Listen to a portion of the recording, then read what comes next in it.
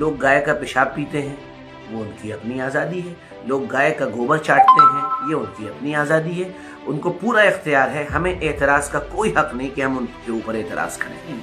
जो चाहे हिंदू बन जाए, जो चाहे मुसलमान बन जाए, जो चाहे ईसाई बन जाए, जो चाहे क्रिश्चियन बन जाए, जो चाहे बुद्धिस्ट बन जाए, पूरी आज़ादी मिलनी चाहिए, कोई रोक टोक नहीं होनी चाहिए। मसला तब पैदा होता है कि जब कोई गैर मुस्लिम यानी हमारा हिंदू भाई इस्लाम कबूल करता है तो ये कहा जाता है ये जबरिया तौर पर मुसलमान हुआ। अब जब कोई मुसलमान हिंदू बन रहा है तो उसके बारे में खुशियाँ मनाई जा रही, ये दो रुखी है, ये हिपोक्रेसी है, ये मुनाफिकत है, ये मुनासिब नहीं है। पहली बात तो ये है कि वसीम रिजवी जो अब जितेंद्र नारायण सिंह त्यागी हो गया है, वो अपने इंटरव्यू में ये कह रहा था कि तुम लोगों ने मुझको इस्लाम से निकाल दिया और 4 साल से तुम लोग मेरे पीछे पड़े हुए थे और तुमने बिल आखिर मुझको इस्लाम से निकाल दिया। और जब तुमने मुझको इस्लाम से निकाल दिया तो फिर मैं सनातन धर्म में चला गया। देखिए, किसी का धर्म परिवर्तन करना, किसी का अपने मज़हब को तब्दील करना, ये खालिस उसकी अपनी ज़ाती राय है। उसको पूरी आज़ादी है कि वो ये काम कर सकता है। हमारा मुल्क और हमारे मुल्क का कानून हमको इजाज़त देता है कि हम अपनी मर्ज़ी से अपना धर्म परिवर्तन कर लें, हम कुछ भी बन सकते हैं। हमारे मुल्क के कानून में तो इतनी आज़ादी है, बल्कि दुनिया भर के कानून में इतनी आज़ादियाँ दी गई हैं, ख़ासकर हमारे मुल्क में, कि हमारे मुल्क के अंदर लोग गाय का पेशाब पीते हैं, वो उनकी अपनी आज़ादी है। लोग गाय का गोबर चाटते हैं, ये उनकी अपनी आज़ादी है। उनको पूरा इख्तियार है, हमें एतराज़ का कोई हक नहीं कि हम उनके ऊपर एतराज़ करें। उनकी अपनी आस्था है कि वो कुछ भी करें, वो पूरे तौर पर आज़ाद है। लेकिन त्यागी जी ने जो कहा, हम त्यागी जी की उस बात का जवाब दे रहे हैं कि तुम लोगों ने मुझे काफिर बना दिया। याद रखिए कि कोई भी मुफ्ती, कोई भी आलिम किसी को काफिर बनाता नहीं है, बल्कि काफिर बता देता है। फ़र्क समझिएगा, काफिर बनाता नहीं है, काफिर बताता है। मिसाल के तौर पर एक छोटी सी मिसाल समझिए। एक आदमी के पेट में तकलीफ़ चल रही है और बहुत दिनों से तकलीफ़ चल रही है और उसने डॉक्टर को दिखाया। डॉक्टर ने कहा कि चेकअप कराओ।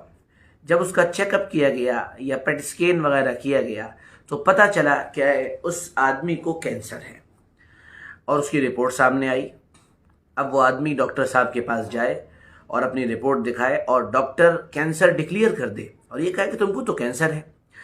डॉक्टर के सामने वो आदमी ज़ोर ज़ोर से चिल्ला कर कहे कि आप मेरे पीछे पड़ गए हैं, आपने ये क्या लिख दिया, आपने मुझे कैंसर ज़दा बना दिया, आपने मुझे कैंसर का मरीज़ बना दिया। या फिर वो आदमी जाए और वो जो पेट स्कैन करने वाला जो डॉक्टर है या जो भी कारिंदा है वहाँ, उससे जाकर कहे तुमने मुझे कैंसर का पेशेंट बना दिया। नहीं नहीं नहीं, उसने कैंसर का पेशेंट नहीं बनाया, बल्कि बताया है कि तुमने अपनी पिछली ज़िंदगी में जो कुछ बेएहतियातियाँ की और जो कुछ तुम्हारे साथ हुआ उसके नतीजे में तुम्हें कैंसर हो गया। तो बिल्कुल इसी तरह काफिर बनाया नहीं जाता है, काफिर बताया जाता है। ये तो एक बुनियादी बात रही।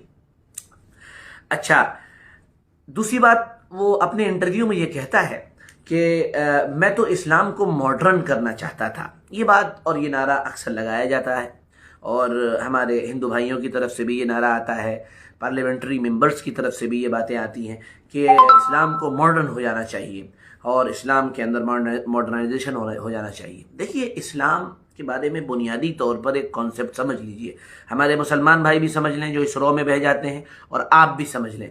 हर नाजरीन जो भी ये देख रहा हो, जहाँ तक ये बात पहुँचे, वो अच्छी तरह से समझ लें। इस्लाम खुदा का भेजा हुआ निज़ाम है, एक सिस्टम है, और ये एक गोया के जैसे लॉ ऑफ नेचर्स होते हैं, ये बिल्कुल उसी तरह है। क्योंकि खुदा ने इसे भेजा है और ये महफूज है, तो ये खुदा का भेजा हुआ निज़ाम है। और ये like a law of nature, ये लॉ ऑफ नेचर की तरह है। जैसे लॉ ऑफ नेचर्स नहीं बदलते हैं, उनके अंदर कोई तब्दीली नहीं आती है। बिल्कुल इसी तरह इस्लाम और खुदा के बनाए हुए सिस्टम के अंदर भी कोई तब्दीली नहीं आती है। लॉ ऑफ नेचर अगर बदलेंगे तो दुनिया के अंदर तबाही आ सकती है, और बिल्कुल इसी तरह अगर इस्लाम के अंदर कोई तब्दीली लाने की कोशिश की गई तो गोया के पूरे इस्लाम को ढा देने की कोशिश की जाएगी।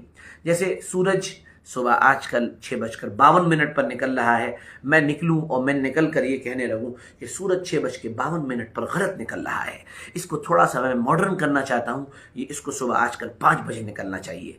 और सूरज सर्दी में थोड़ा उसकी जो तमाज़त और उसकी जो गर्मी होती है वो कम होती है, मैं कपड़े सोफिस्टिकेटेड पहन के कहूँ कि नहीं, मैं इसके अंदर कुछ तब्दीली लाना चाहता हूँ और मैं इसको मॉडर्न करना चाहता हूँ, ये सर्दी में गर्म रहेगा और गर्मी में ये ठंडा रहेगा, तो उससे कहा जाएगा कि आप बरेली जाकर इलाज करा लीजिए क्योंकि आपका दिमाग ख़राब हो चुका है। बिल्कुल इसी तरह इस्लाम के उसूल और बुनियादी चीज़ें जो हैं वो लॉ ऑफ नेचर की तरह हैं, वो किसी भी हाल में बदलते नहीं हैं।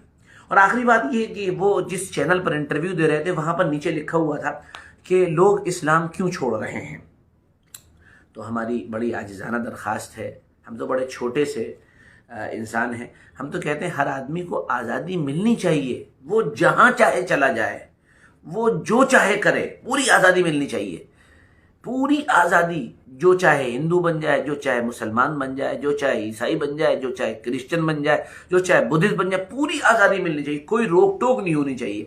मसला तब पैदा होता है कि जब कोई गैर मुस्लिम यानी हमारा हिंदू भाई इस्लाम कबूल करता है तो ये कहा जाता है ये जबरिया तौर पर मुसलमान हुआ।